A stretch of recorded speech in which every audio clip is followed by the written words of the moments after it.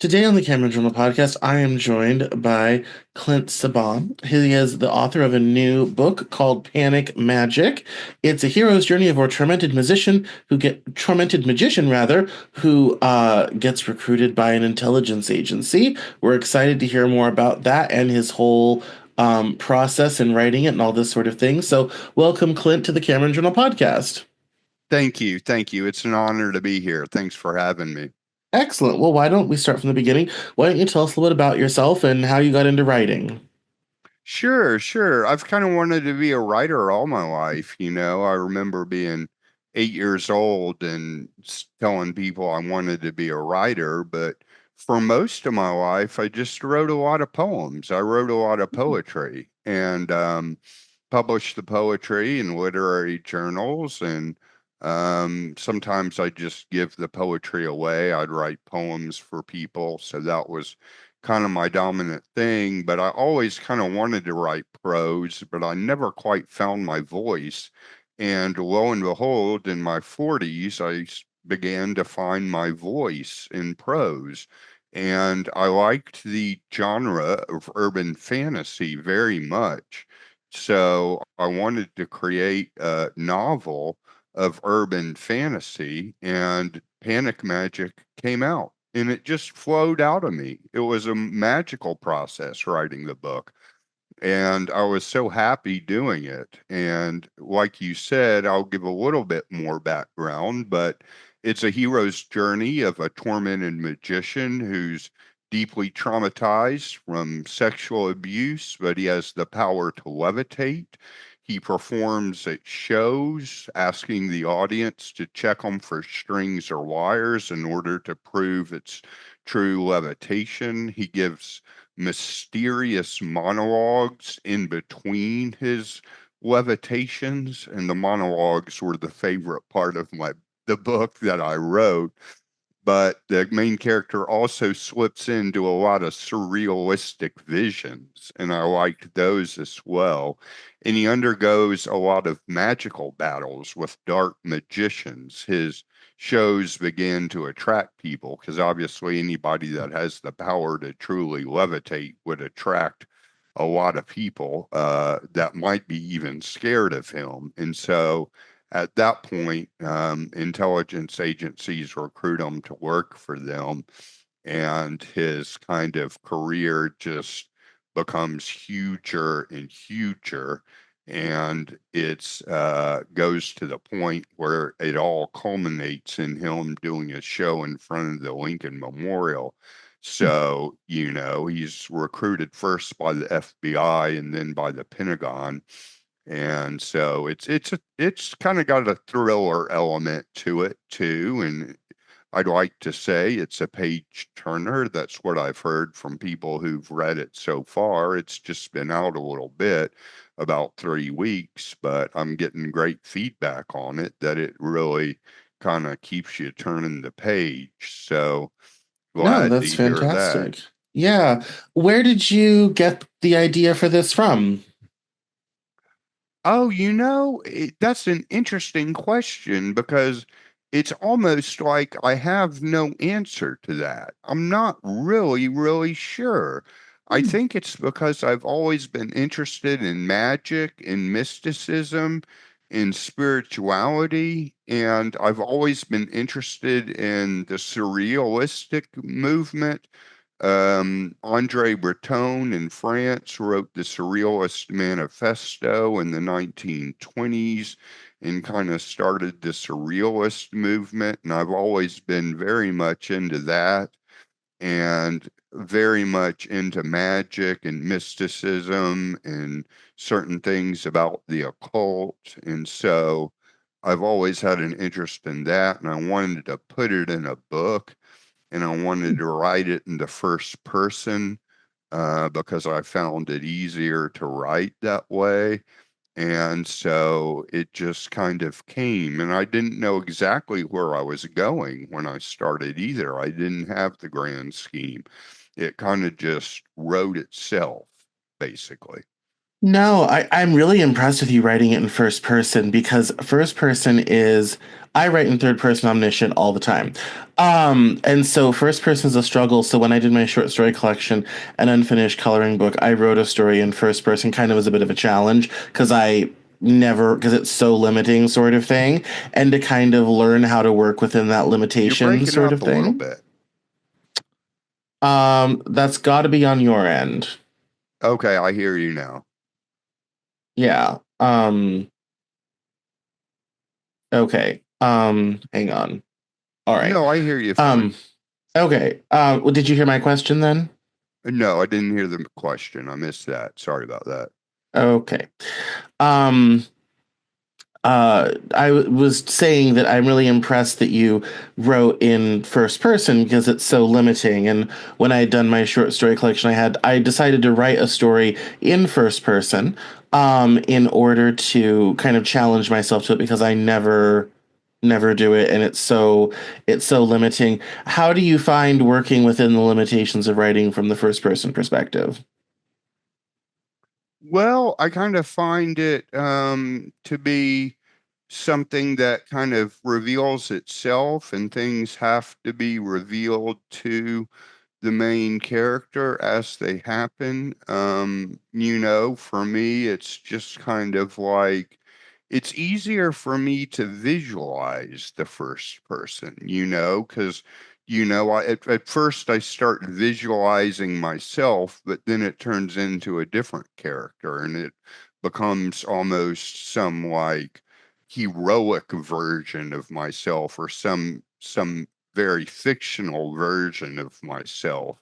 And so I don't really find it incredibly limiting, because I kind of see what the other characters are going to do. I just don't reveal it until they tell the first person. No, that definitely makes sense. If you're comfortable working it, that's much easier. I always feel like I have to make an extra effort to try to work in first person because it's just so limiting. There's just so little information. You've only got what they see, what they experience, all this type of thing, and there could be 1,000 other things going on. Their ability to observe the environment around them and all this type of thing. And so it's that, yeah, it's always a struggle. But that's impressive, that you were able to do that.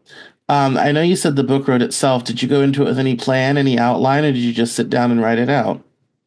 No, I just sat down and wrote it out. I didn't go into it with an outline. I knew some of the elements I was going to try to incorporate, and I just kind of jumped in and began. And the ideas kind of came to me as I was writing. So that's kind of what I was kind of trying to point at a little bit when I said the book wrote itself, because I didn't really have an outline. It just kind of told itself, and I kind of knew where the next thing was going to head.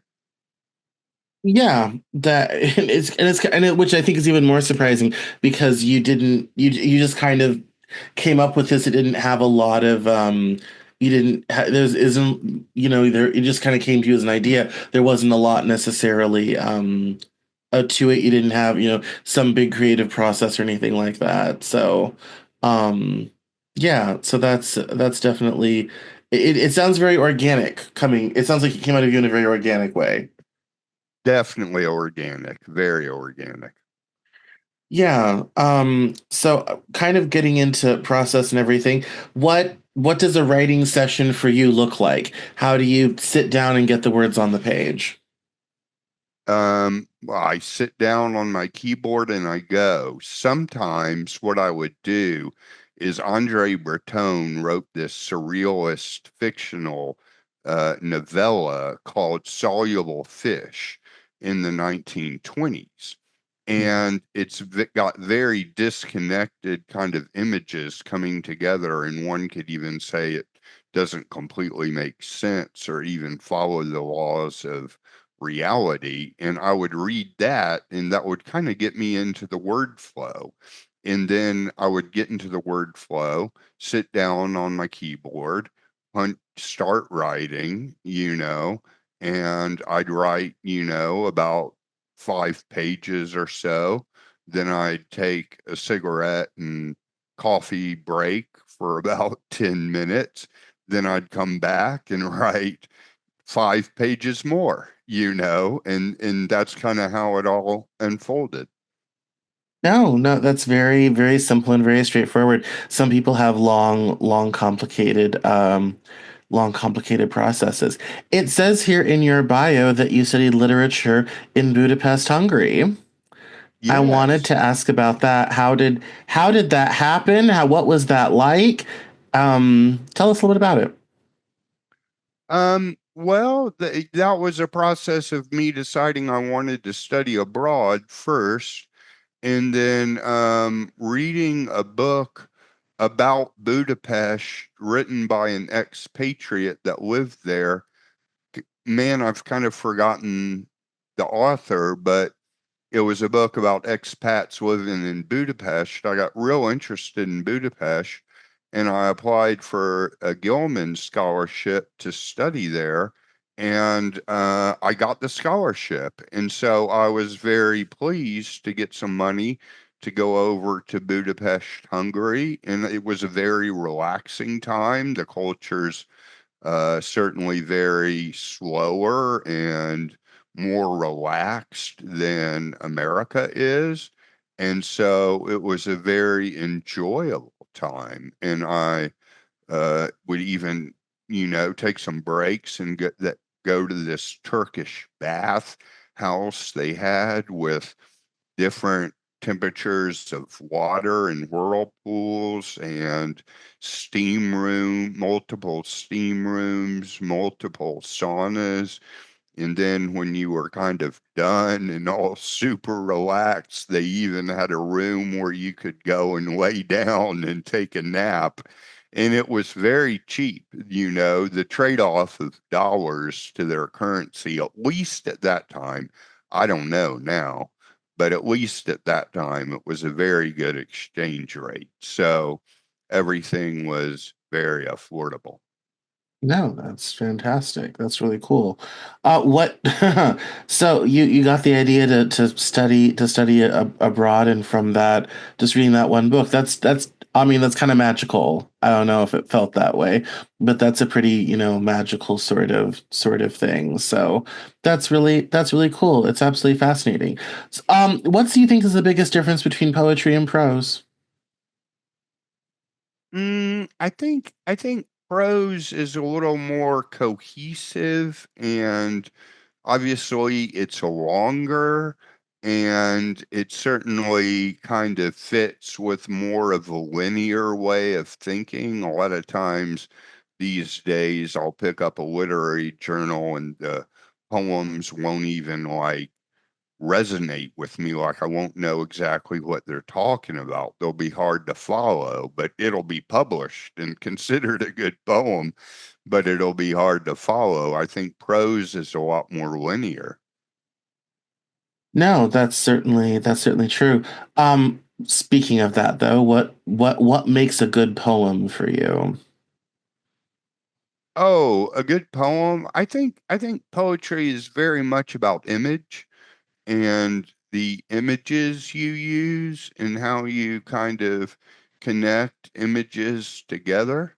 And I think that's a kind of good way to do it. And, in my own poems, I try to tell a little bit of a story, but it's kind of more of a romantic, magical story I tell in my poems, but probably a little more cohesive and easier to follow than most poetry writers. Yes, that is. Well, I mean, the nice thing is there's a lovely tradition of quality Southern poetry. So I'm glad to see that it continues to live on at least through you. So Thank you. uh, yeah, that's always an excellent thing. Speaking of location, it's very sunny where you are. Where are you today? Right now I'm in the mountains in North Georgia. Oh, very nice. I live in the Atlanta, Georgia area, but I'm kind of on a mini vacation here in the mountains right now. Oh, very nice. Any good writing happening up there? Oh, great writing happens here. This is a good place to write. The mountains are so quiet and calm. It's, really kind of easy to, um, you know, words flowing out of me and not getting writer's block. That's good. What are you working on right now? Well, I'm working on a second novel that's also in the genre of urban fantasy, but it's in the very early stages. Right now, I'm kind of more focused on just promoting Panic Magic, which, by the way, is available on Amazon. Panic Magic by Clint Sabom, S-A-B as in boy, O-M as in Mary. Plug my book real quick. That's Oh what yeah, my focus. we'll do it again at the very end so people will go and buy. Yeah. Oh, okay, okay. Yeah, Thank yeah, you, yeah. thank you. Yeah, yeah. I want to start working on a second novel. But I'm not really in a hurry, and I'm coming up more with an outline for this one before I start. That Oh, feels a more departure from necessary. form. Yeah, a Yeah. departure from form and process. I'm trying to get a sense of where I'm going with this and kind of what the hook is. Yeah. No, that's really cool. I was just reviewing a manuscript for somebody who lives in Sevier County, Tennessee, where Dollywood is. And he has done a sort of zombie that's not quite zombie post-apocalyptic book that he's started. And it was very interesting and very exciting because it's set in the Great Smoky Mountains and all this type of thing. And it's kind of like, if crazy Appalachians were also like kind of infected zombies but still conscious sort of thing. It was really cool. So it was quite exciting, and a lot of, not that the stories are similar, but the style kind of reminded me a lot about that. So how would you describe your prose writing style? My prose writing style is kind of a mix of just a linear novel with good dialogue and good characters, mixed with some poetic features like surreal streams at times. And, I kind of like exploring characters that have a form of mental illness coupled with amazing talents. I kind of like exploring that realm of things. I think that's kind of a good, interesting duality to go with. Yeah, absolutely. Well, I know I'm seeing from your bio that you did a whole academic research paper on surrealism in college, so it kind of makes sense that that figures so highly in your work. You seemed to be obsessed with it. What beguiles you? What's the appeal for you? Oh, surrealism, it's just, it doesn't necessarily have to make logical sense. It kind of makes quick jumps and leaps, and you're in one place, then another, and then the next sentence is disconnected from the previous one, and you don't really know where you're going, and you're lost in a magical labyrinth. Yeah, absolutely. Now, I want to ask a question for the writers who listen to this because you have been published in Tulane Review and Eclectic Muse and Paste Magazine and with Dabble Brothers Productions. What is your secret to getting published in all these places? Just send it in and pray. Well, I'm glad you have the typical writer experience then. That's what we're all out here doing these days. Send Yeah. and pray. Some people spray and pray. We send and pray. We email and pray. Yeah, right, right. Yeah. No, that's quite impressive. I'm always amazed at the places people have gotten published because it took me so many years to get my first journal publishing. Unfortunately, it came out in March of 2020, pretty much the worst month in modern history to get a major journal publishing. Um, and I released my novel in January and my short story collection that March, and the story that was published was in my short story collection. And then pandemic happened, and all of that didn't matter. But it took me so long to get something in somewhere, and I'm just always amazed by people that have like multiple publishings and multiple reviews because I can never seem to crack that nut very often. So I was kind of wanting to see what the inside secret was because that's something that concerns a lot of people and a lot of people struggle with. So it's always good to talk about among us writing folk. Yeah, yeah, and to make you and everyone else feel better, I've gotten plenty of rejections. I've gotten tons of rejections from all sorts of places, you know. I mean, even my current book is published with Star Wars Publishing, so a company, it's not self-published, it's published through a company. So a publishing company accepted it. But that having said, I got rejections from other publishing companies about the book. So, and it was the same way with poems and other stories I sent in. You know, I get rejected in places with them, and then one would land. But I got a whole lot more rejections than I did acceptances. I mean, you know, it was like 30 to 1 basically, the odds, Yeah. one hit for every 30 rejections. No, yeah, I mean it does at some point become a volume game. Like write a lot, put out a lot of material, kind of see what hits sort of thing. And go from there. Let's talk about reading. What are you reading right now? That is a great topic. That is a great topic. Um, I'm still reading surrealism, you know. I'm still It is your reading passion, so I'm it not it surprised. yeah, yeah. Yeah. Yeah. So I'm still reading surrealism and that's Yeah, the basically the what I'm last doing. surrealist book I read was called The Power. Um, I would hold it up and it's in my storage in Delaware. Um, and it was written in the 50s, and it's about this college professor who gets a sort of very weak telekinesis power, and it gets hence the title, and it kind of gets stronger and more problematic as the book goes on, and gets more and more crazy. And so it was a very interesting. It's such a book of its time, but it's also kind of, really cool. And that was the last kind of book in that genre I read. And I don't gravitate towards it the same way you do, but I did enjoy it. So I can definitely see the appeal for sure. So, any standout books that you're reading right now that we should chat about? No, no, but that book you're reading sounds very good. Yeah, it's really great. I read it at the start of my MFA in 2021. It's kind of hard to find, but you can find it. It is around, especially like a books, used book places online. It's just called The Power. It's really cool. It would be right up your alley. So, I will it maybe after this we'll talk, I'll send you a link, whatever have you. But it's really cool. It's a lot of fun. Um just kind of all time, what's your favorite book author of all time? Oh, wow. That's such a huge question. And it's really hard to answer. Well, actually,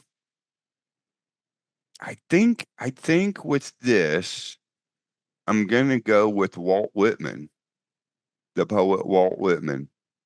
Yeah, That would make sense. Yeah, yeah. absolutely. Leaves of Grass by Walt Whitman, Yeah, no, the that's American perfect. poet that started free verse. Yeah, Yeah, how are your poems structured? Do you follow a pattern or a rhyme, or do you free verse? I do both. Yeah. Nice. Yeah. It's yeah, I'm not a poet in any capacity. I always struggle with poetry. The only poetry of that I ever wrote that I liked, I have this book called A Plains Girl, and the chapter titles are lines of a poem. So if you read them all together, it kind of tells a story sort of thing, but they're all chapter titles. That's the closest I've ever come to poetry writing. So I'm always kind of impressed by what poets do because it all seems very mysterious and I'm not quite sure what's going on over there, and but it is always amazing what comes out. So it's kind of a bit, fantastical to me. So always very impressed by that. Yeah, yeah. Did you do your MFA primarily in fiction or poetry? No, I did mine in creative writing. So yeah, mine was all fiction. So I did Fiction. not. Okay. Yeah, no, I don't poet. The only thing Okay. I ever did was those chapter titles because it sounded cool and I liked how each one expressed a different concept of the chapter. But no, no, no, no. Poetry is a mysterious magical force that I do not have access to. So it's no, I did creative writing. So I wrote a book about that's basically Downton Abbey in the antebellum South called the Sweetgrass Saga. So I took a plantation in 1850 and I explored that for 85,000 words. So it's yeah. So that was what I spent 2 years working on. So that's really spectacular. All right. Well, this is the part of the show where we do plugs. So why don't you let us know where we can find you online and where we can buy the book? Well, there's two easy ways to find me. The easiest way is just to go to Amazon, type in Panic Magic. It may come up first, but you may need to type in Panic Magic, Clint Sabom, CLINT S and boy, O as in Mary, Clint Sabom, Panic Magic, Clint Sabom, and it'll come up. You can also go to the publisher's website and get it, and that's starlorepublishing.com, like folklore. This is Starlore, STARLORE publishing.com, and they will have the book there.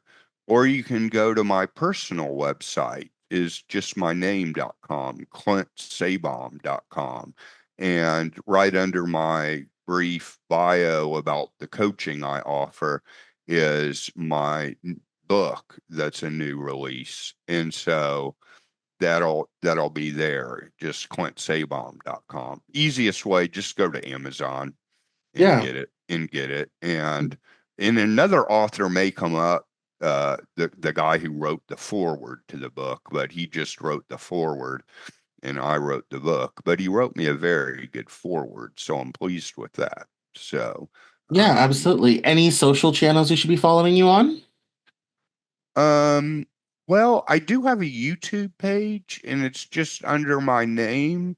It's not primarily focused on book writing or creative writing. It's more focused on the teachings of 20th century Czech Hermeticist Franz Barden, who had a system of magic and a book called Initiation into Hermetics that's gotten very popular in recent years. So I offer coaching for people interested in that book. It's a very kind of niched down market, but that's Yeah. kind of what's mainly on my YouTube page. But I did do No, a that's video announcing the book on my YouTube page too. Yeah. nice. Well, I just wanted to ask because give every opportunity for people to follow you. So that's perfect. So thank you. Well, thank you for coming on the Cameron Journal podcast. We appreciate it. And we're always excited to have a new writer, a new voice on the show. Yeah, yeah. And it was an honor to be here. And thank you so much for having me. It's been great talking to you. Excellent.